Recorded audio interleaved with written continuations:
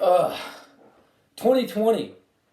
The world is crazy right now, right? I mean, we got natural disasters, tornadoes, plagues, politics, all kinds of drama. It's fun in the books and on your TV, not so much in your real life. So, hi, it's Ken Atkinson again, and this is your Tuesday tip for your discipling efforts. Christian, we are disciples making disciples, and today we're taking our drama Godward.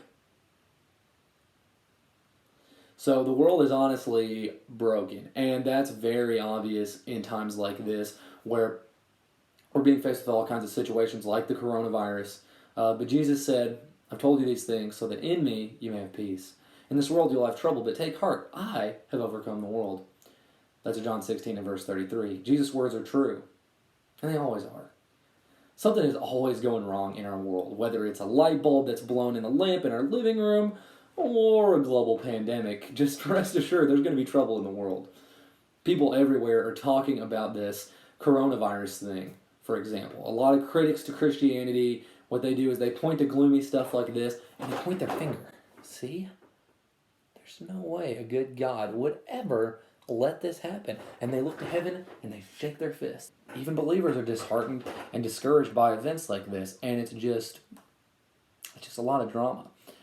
So, how do we take our drama Godward? How do we turn a conversation about gloom and doom and death into a conversation about life and peace in Christ? All right, inevitably somebody's going to say something to you, something kind of like this. This coronavirus is just crazy. This is awful. Someone presents us with a problem of life, and anytime you hear someone coming to you with a problem or a sense of hopelessness, you should instantly be thinking, okay, great. I have an answer for you. 1 Peter 3:15, I have hope. I have an answer for the hope that is in me. And so when we hear hopeless, man, we should start getting excited because we have hope. Endless hope. Supply and demand. So then we'll respond something like this, kind of taking it in a spiritual direction in the conversation. These kinds of things, they really get me thinking about God. How about you? And then maybe they'll bite. Maybe they'll say, I haven't thought a whole lot about that. How do you think God fits into this? Offer to pray with that person too. Man, these gestures, they can mean a lot more than you might think, even unbelievers. A lot of people think that life's problems and the fact that we have trouble and difficulties in life are evidence against God, but they're actually evidence for God. So as we transition our trauma-based conversations in a spiritual direction, there's two things we really need to emphasize. The first thing is this: God's not the cause of the sufferings of life.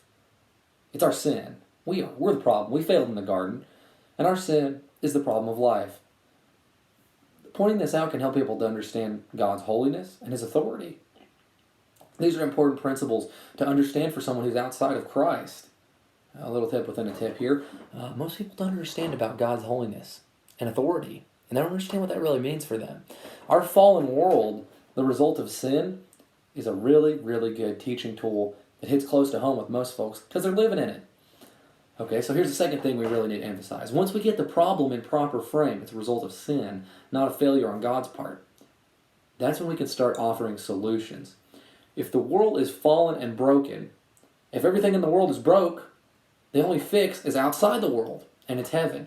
So Jesus said, I've overcome the world. How did He do that? How can He say that? He placed His faith in something greater than the material world, something heavenly. Still real, just outside of us. Colossians tells us to fix our eyes on heaven. The good news is this broken world with its sickness, disasters, politicizing, and death, and coronavirus and all that, it's not our forever home. Jesus is our way back home. He's the solution to the problem of the fallen world. So in our conversations, we want to illustrate those 2 points: the brokenness of the world and the goodness of God. And then just maybe we want to ask, well, would you like to talk a little bit more about Christ with me and maybe solve some more problems over some Bible and some coffee? Oh, would you want to come to church with me sometime? Then maybe when we do that, just maybe, we're going to hear an affirmative, I would like that.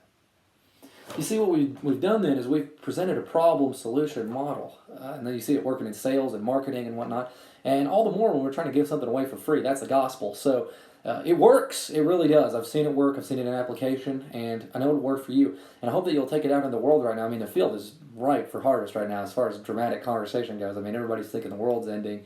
We're on a toilet paper shortage and all that. So I hope this is really helpful to you this week. And hope you have a good Tuesday, and hope you have a good rest of your week. And I hope that you remember you're a disciple, so you're supposed to make disciples. So I hope I've been of some help. And if I can be of any more help, I'd be happy to talk with you and give any assistance or back and forth that I can. And I appreciate you so much, and I hope that God blesses you.